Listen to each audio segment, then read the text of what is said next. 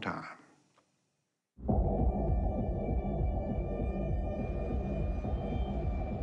But Glenn was now far from Kentucky. He'd gone back to California, and soon he was calling me saying he was hanging out with Hollywood types like Nicole Simpson.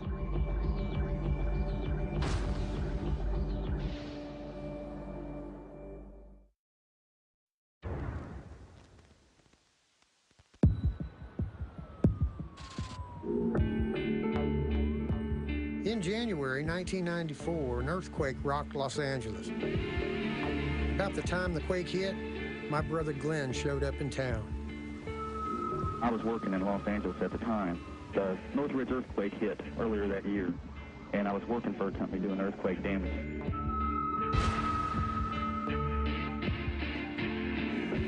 A few months later, Glenn risked coming back home, even though Ohio police wanted him for questioning. In 1994, Glenn was living in L.A., and he came back to Hamilton for a visit, and that's why I decided to have a cookout and have my family over. He told me that he'd met this beautiful girl out in California, and her name was Nicole, and said that he'd done work for her in her house, and said that they went out a couple times for drinks.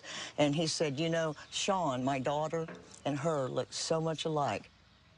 And he said, she's married to this football player. See, he don't know much about sports. And he said, this football player, and he's black. He's famous, but I don't remember his name. He just remembered Nicole. I'm in my mother's house at this time, and they're already looking for Glenn. The phone rings, and I talked to him, and he asked me, so guess who I'm partying with? Nicole Simpson. Nobody knew who that was. I thought, well, who's that, Bart Simpson's sister? I mean, just joking. He said no. That's when he told me that was O.J. Simpson's wife.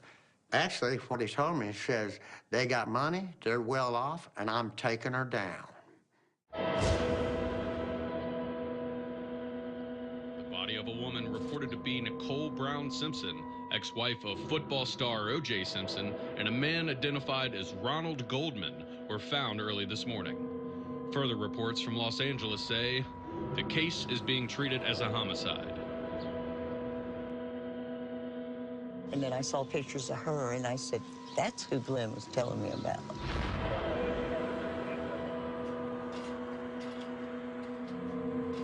Detectives from the Los Angeles Police Department sought and obtained a warrant for the arrest of O.J. Simpson, charging him with the murders of Nicole Brown Simpson and Ronald Lyle Goldman. I read how the L.A. District Attorney charged O.J. with the murders. I believed my brother was involved, but who in the hell was going to listen to me? Meanwhile, investigators for the defense found signs that pointed in Glenn's direction. This is where the murder happened. Straight across the street was Nicole's place. The most significant witness in the whole case was Tom Lang. Lived down the street. He came up to this corner, started to walk across the street, gave a verbal command to his dog, and he spotted Nicole Simpson.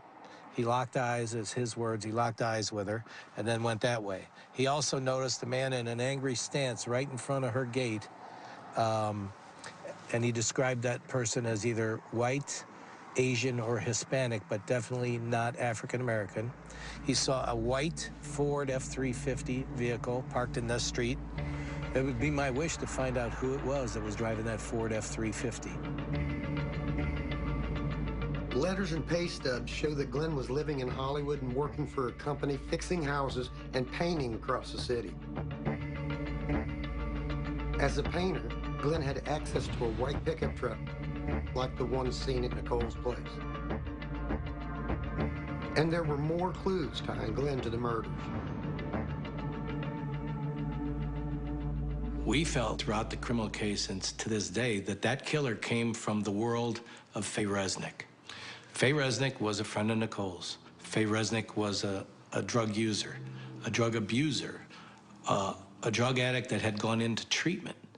She hung with people from a very dark world. Glenn told me that he had set up Faye Redmond and Nicole Simpson, and they met him at a Van Nuys nightclub. He set him up to rob them.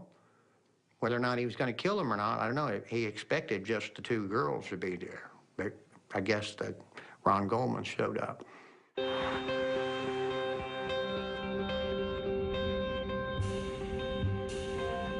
At the time, I had my suspicions, but I didn't know how he did it or if he really was the killer. It'd be years before Glenn would say what really happened.